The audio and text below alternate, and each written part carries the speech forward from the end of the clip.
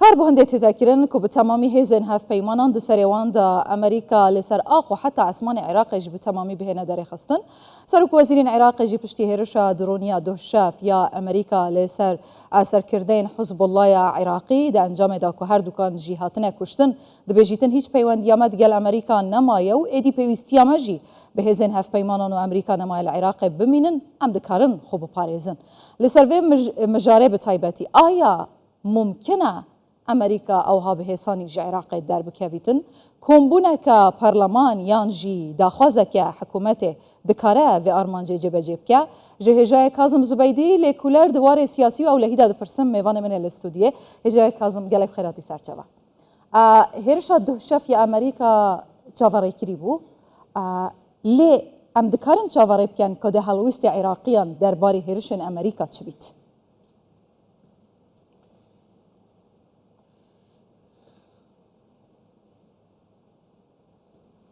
نعم بدءا تحية لجناب سرت هذا الصلاة ولا إيوة بنيراني كردستان بستود سوار زور سپاس بو إيوة راستيكي لەوەی کە لە راپۆرتەکەی ئێوە ئاماژەی پێکراوە سەبارەت بە چوونە دەرەوەی هێزەکانی ئەمریکا لە عێراق لە دوای دانوستان و گفتوگۆ و ئەم زۆرە شتانە من پێم وایە ئەم بابەتە کۆتایی پێهاتووە و گەڕەکە کۆتایی پێهاتووە ئەمریکا لە عێراق ناچێتە دەرەوە ئەمەش بە بەڵگەی ئەوەی کە پێشتر ئەمریکا ئامادەی دانوستان و گفتوگۆ بوون کە محەممەد شیع سوودانی دەری کردووە سەرۆکوەزیرانی عێراق بە و سیفەتە دەری کردووە واشیان کرد کەڕی یەکەم دانیشتن یەکەم کۆبوونەوەیان کرد بەڵام دوای ئەوە گروپە چەکدارەکان لە کاتی کۆبوونەوەکە هێرشیان کردە سەر بنکەکانی ئەمریکا ئەمە شواتەوەیە ئەمریکا پێی وایە سەرپێچی ڕێکەوتنەکە کراوە بابەتەکە کۆتایی پێهاتوە با ئێمە زۆر بەڕوون و ئاشکرایی قسە بکەین ئەمریکا نییە بەڵکو هاوپەیمانی نێودەوڵەتیە چونکە ئەمە هاوپەیمانەتی نێودەوڵەتیە بە سەرکردایەتی ئەمریکا کەواتە ئەگەر ئەمریکا هێرشی بکرێتە سەر سوودی گفتوگۆ و دانیستان چییە کاتێک گروپە چەکدارەکان هێرش بکەن ئەمە لەلایەکی دیکەوە شتێکی دیکە هەیە پێویستە ئاگداری بین هەموو کەسێک چاوەڕێی ئەوە بوو کە ئەمریکا ئەو جۆرە کەسانە بە ئامانز بکات هەر هیچ نەبێت ئێمە وەکو چاودێر و ئەمنی دەمانزانی کە ئەم زۆرشتە ڕووی دەدات چونکە ئەمریکا دوای ئەو هێرشەی کرا سەر تاوەری تیڤ2 لە ئوردن گوتی کە ئەم هێرشانە بەردەوام دەبن کوشتنی ئەو سێ سەربازە ئەمریکیە بە سێ قۆناغ دەبێت واتە بۆ هەر کەسێکی ئەمریکی کوژراوە سێ قۆناغ دەبێت قۆناغی یەکەم قۆناغی بە ئامانزکردنی توانامادیەکان ئەو جا بە ئامانزکردنی کەسەکان واروها بە ئامانزکردنی کۆگاکانی چەندکەواتە ئەمریکا ڕژدە لەسەر ئەنجامدانی ئەو هێرشانەوە دەوێت ئەم کارە ئەنجام بدات بەڵکە کەشمان ئەوەیە دوێنێ کاتێک دوو سەرکردەی حەزبۆڵای عێراقی کوشتووە ئەم دوو سەرکردەیە من دەمەوێت لێرەوە ئاماژە بەوە بکەم هیچیان کەمتر نییە لە چەند سەرکردەیەکی باڵا ئەمانە لە دوای ئەبوو مەهدی موهەندیس و قاسم سولەیمانی پلەیان زۆر بەرز بووە و ڕۆڵێکی زۆر گەورەیان هەبوو لەنێو گروپە چەکدارەکان توانایی بە ئامانزکردنی و کوشتنی ئەم زۆرە کەسانە دەرخەری ئەوەیە کە ئەمریکا چەند ڕژد و جدی بووە لەسەرەوەی ئەم کارە ئەنجام بدات چونکە ئەم زۆرە سەرکردانە پلەیان بەو شێوەیە کەم نەبوو ئەگەر ئەم پلێشیان نەبووە ئەمریکا سێ درۆنی بۆمڕێژکرای بەوانەوە نەدات. کازم ئەگەر حکوومەتە عێراقی جددیە ji derketina yekcariya hêzên Amerîka û hevpeymanan بۆچی پرۆژە یاسایەکی ناهێنێریتە پەرلەمان بۆ دەرکەتنا یەکجاری و یاسای جێبەجێ بکات.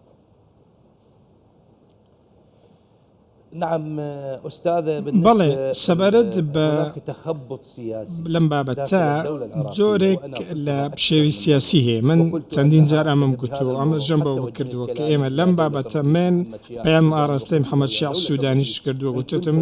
سەرۆکی حکوومەت ئەگەر تۆ دەتەوێت بەڕاستی هێزەکانی ئەمریکا لە عێراق بتە دەرەوە ئەوە نابێت تۆ عێراق بکەیتە مای گاڵتەجاری لە بەردەم وڵاتانی جیهاندا چونکە ئەمریکا و هاوپەیمانی نێودەوڵەتی ناسنە دەرەوە لە کاتێکدا تۆ ڕێکەوتنت لەگەڵ کردووە ڕێکەوتنی چوارچێوەی استراتیژی ئێمە دوو واژومان کردووە واژووی ڕێکەوتنی ئەمنی واروەها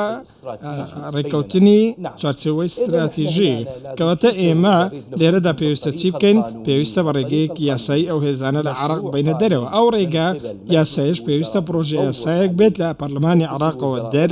بکرێت دەنگی پێ بدرێت ئەمجا بچێتە ئەنجومەنی وەزیران دوای خوێندنەوەی یەکەم و و خوێندنەوەی دواتر دەنگی پێ بدرێت بە زۆرینەی دەنگ پرۆژه یاساکە پەسەند بکرێت ئالە و ساتەدا ئەم پرۆژەیە دەبێت هەموو لایەکەوە پێوە پابند بن یەکەم لەلایەن ئەنجومەنی ئاسایش ئەم زانەتەوە یەکگرتوەکان لەگەڵ پێشکەشکردنی ئەم پرۆژە یاسایە و دیاریکردنی هۆکارەکان کەواتە لەو ساتەدا ئێمە چەند شتێکمان کردووە لە بەردەم وڵاتانی جیهان ئەو هێرشانەی کراوەتە سەر ئەمریکا ئێمە باسی زیاتر لە نزیکەی ١٩٠ هێرش دەکەین کە کراوەتە سەر ئەمریکا هیچ وەڵامێکی نەبوو ئەو کاتە ئەمریکا بە ئەنقەس خۆی بێدەنگ دەکرد بەڵبەست خۆی بێدەنگ دەکرد ئەو برایانەی کە ئێمەیان خستۆتە ناو ئەم زۆنکاوە با ئێستا گوێیان لەم قسانە بێت ئەمریکا ئەم شتە ئەم هێرشانەی وەردەگرت چونکە ئەمریکا دەیزانی ئێمە ڕێکەوتنمان کردووە لەو ڕێکەوتنە بەگوێرەی یاسای بووە لە بەرگەی یەکەمی بابەتەکەدا هاتووە ڕێکەوتنەکەدا هاتووە کە ئەوان مافی ئەویان هەیە وەڵام دەنەوە وەڵامیان نەداوە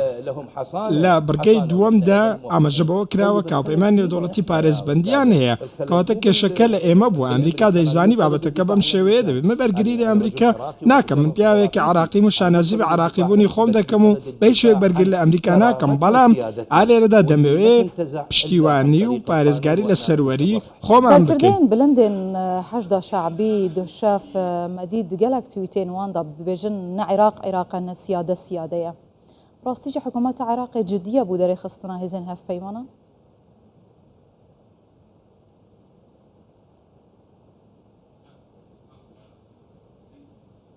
ما هو هذا اللي أنا أقول عليه ئەمە ئەوەیە کە من دەیڵێ من هەمیشە ئەمەژەم بەوە کردم وەستیان چیە لە سەروەری کاتێک باسی سەروەری دەکەین ئێمە هەمیشە دەمانگوت سەروەری عێراق بپارێزن کەرامەتی عێراق بپارێزن سەروەری عێراق لە پێش هەموو شتێکە سەروەری عێراق لەوە دەست پێ دەکات کە تۆ ئاسمان و فڕۆکەخانە و ئاڵەت پارێزراوە بێت بە سەرجەم سنوور و دامودەستگاکان پارێزراو بن باشە ئێمە سەروەریمان پێشەل کراوە لە هەموو لایەکەوە سەروەریمان پێشەل کراوە تەنانەت کەش و هەوا مڵکی خودی عێراقیەکان نییە ئەو ئاسمانی کە لەسەر سەری عێراقا بەدەست عێراق نییە کەواتە ئێمە چۆن شەڕ بکەین چۆن بەرگری لە خۆمان بکەین سەرباز و زەوی بەس نییە بۆ تۆ بەرگری سودانی بێژیت ئێدیمە پێویستی نینە و ئەم چێن خۆ پارێزین ئەو گوتنەژ چه سەرجاوا دەگرن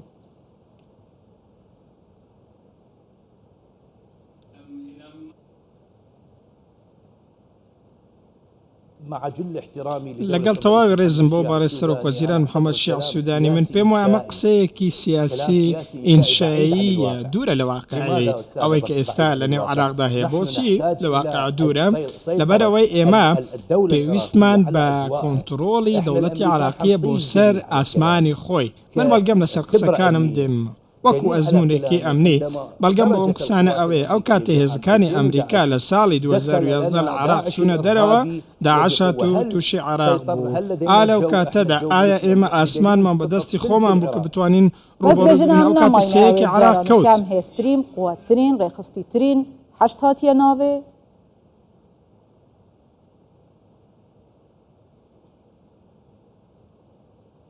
أوكي نعم هیچ کەشەیەک لەگەڵ ئەم شتەدا نییە بەڵێ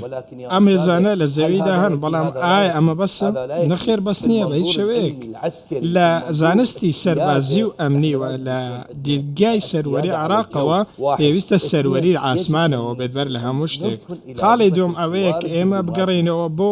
گفتوگۆی زمانی دیبلۆماسی و هەروەها هاوبەشی و هاریکاری هاوبەش لە نێوان هەردوولادا ئەمریکا شارەزای هەموو بستێکی عێراقە چونکە ئەمریکا تەواوی عراقی پێشتر پشکنی و دەزانێت عراق بە شێوەیەک مامەرە لەگەڵدا بکات کەواتە لە ساڵی 2011 لەو کاتەوە گوتیان وەرن با بە شێوەی دۆستایەتی لە نێوانماندا هەبێت و ئێمە بین بەڕاوێژکار بەڵام ئەو کات ئێمە ئەومان نەکرد بەڵام ئەو کاتە ئەو ڕێککەوتنان نەکرا بوون دواتر کە هاتنەوە دوای داعش بوون بەڕاوێژکار ئەمریکا لەم شتەدا ئێمە ئەگەر ئەم ڕێککەوتنەمان کردبات سوودێکمان دەبینی ڕێککەوتنی استراتیژی هەبوو ئێمە دەمانتوانی سوودی ببینین کەواتە ئەوەی لێرەدا هەیە ئەوەیە کە دژوازیەک هەیە سەرۆک وەزیرانی پێشووتر ئەم پێشووتری ئابادی ئەم ڕێککەوتنیان واژە کردووە يعني كيف ما أعرف ئەو اتفاقات یەکردن بۆ هەڵوەشاندنەوە اتفاقات دەبێتن لایەنێک داخواز هەڵوەشاندنی بکات و خوڤەکێشیت عێراق دەخوژێڤەکێشیت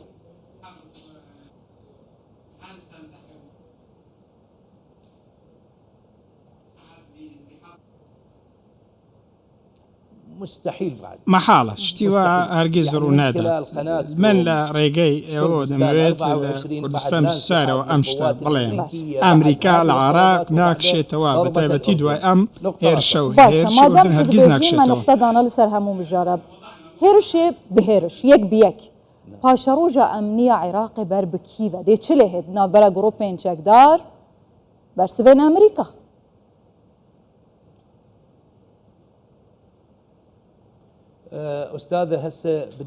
بەڕێزم سەبارەت بە ویلایەتە یەکگرتووەکانی ئەمریکا سەر ئەوەی کە چەندە سەرقاڵە بە هەڵبژارنەکانی سەرۆکایەتی ئەمریکا و ئەو کاروبارەکانی دیکەم بایدن بواری بەوە داوە کە شەڕ ڕابگەێنن لە جێ ئەو گروپانە. بایدن ڕازی بووە بەوەی کە شەڕ لە جێ ئەو هێرسانە ڕابگەێنن. بایدن نەیگوتووە هێرشێکی سەریع بکەن و چەند ڕۆژێکی کەم بخایەنێت باڵکو مۆڵەتی بەوە داوە شەڕ بکەن. ڕەنگە ئەم شەڕە چەند هەفتەیەک بخایەنێت ڕەنگە چەند ڕۆژێک بخایەنێت ڕەنگە چەند مانگێک بخایەنێت کەواتە ئالێرەدا بە سێ قۆناغ دەبێت هێرشەکە وەکو پێشتر ئاماژەم پێکرد. جاری یەکەم کۆگاکانی چەک ئەمزە کەسەکان ئامانز دەکەن سەرکردەکان ئامانز دەکەن وەکو ئەوەی دوێنێ شەو بینیمان هەرچەندە عراقی بن ئێمان ناخۆشە دوزار ئەوانە عراقین بەڵام من داوا لە سیاسەکان دەکەم هەموو سیاسەکانی عراق چارچەوەی هەماهەنگی بە دیاریکراوی سیاسە شیعیەکان داوایان لێ دەکەم ڕێگە نەدەن عێراق ببێتە دار بۆ سووتان و ئاگری پێ بکەنەوە بۆ ئەوەی وڵاتێکی دراوسێ لە خۆیان ڕازی بکەن. ئێران خۆی لەم بابەتە دوور خستوەتەوە سەیری ئەم دژوازیە بکەن. ئێران خۆی دوور خستوەتەوە و ڕاگەیراوێکی بە ئەنجومەنی ئاسایش داوە کە گوتوویەتی ئێمە هیچ پەیوەندیەکمان بە عێراقەوە نییە هیچ پەیوەندیەکمان بە سووریاوە نییە و هیچ باڵێکمان لە نێو عێراق و سووریاوە نییە کەواتە سیاسەکانی عێراق ئاگادار بن. ئێران دەستبەرداری گروپە چەکدارەکان بووە. ئێران دەستبەرداری ئێوە بووە. سیاسەکانی عێراق ئاگادار بن. عێراق نەکەنە دار بۆ سووتان و ئاگری پێ بکەنەوە. گەنجانی ئێمە لە ناوەڕاست و باشووری عێراق خوێنیان بەهادەر مەدەن و نەیان کەنە سووتانی کازم زبەیدی لێکولەر دووارێ سیاسی ئەو لەهیدا بخێراتی سەرچەوە.